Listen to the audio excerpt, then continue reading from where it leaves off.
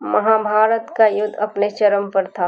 अर्जुन और कर्ण जैसे महारथी आमने सामने थे, लेकिन उस युद्ध में एक ऐसा मोड़ आया जब हनुमान जी को खुद उतरना पड़ा रणभूमि में। क्या था वो कारण और क्यों क्रोधित हुए भगवान श्री राम के परम भक्त हनुमान?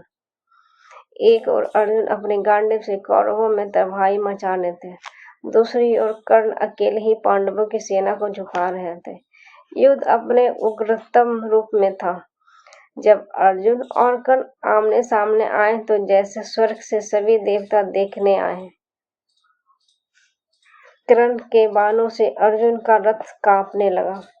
अर्जुन श्री कृष्ण से प्रश्न करते, हे केशव, मेरे बाणों से कर्ण का रथ 25 हाथ पीछे चला जाता है, जबकि उसके बाण मेरे रथ को सिर्फ 2-3 हाथ ही हिला पाते।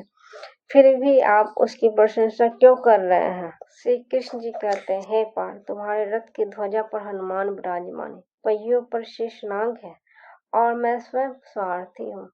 फिर अगर कर्ण तुम्हारे रथ को हिला पा रहा है तो उसका पराक्रम साधारण नहीं। अर्जुन की कोई क्षति नहीं पहुंचा पाने पर कर्ण ने झुंझलाकर बाण से कृष्ण की ओर चला दिया। यह युद्ध के नियम का घोर उल्लंघन था। जब अपने प्रभु श्री कृष्ण पर बाण चलते देखा तो हनुमान जी के भीतर बैठा भक्त जाग गया। श्री कृष्ण वहीं राम थे और हनुमान उनके परम एक भक्त अपने सामने अपने स्वामी को कैसे देख सकता है मार खाते हुए? हनुमान जी ने विकराल रूप धारण किया और उनके दहाड़ से युद्ध भूमि थर्रा उठी। कर्ण समेत दोनों सेनाओं में भगदड़ मच गई।